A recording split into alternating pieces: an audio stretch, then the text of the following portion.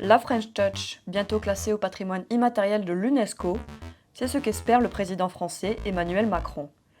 Il s'est exprimé lors d'un entretien à la radio FG, station historique de la musique techno qui a accompagné l'essor de la French Touch. Mais de quoi est fait ce genre musical ?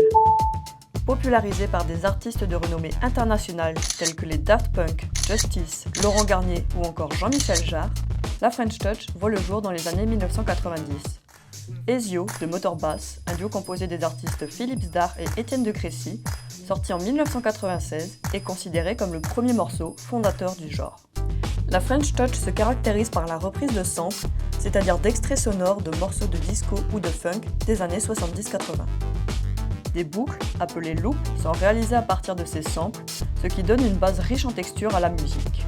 À cela s'ajoutent des kicks puissants pour donner le rythme, une mélodie filtrée et compressée, ce qui crée un cocktail électronique à la fois dansant et expérimental. En 1997, l'album Homework des Daft Punk propulse la French Touch sur la scène internationale.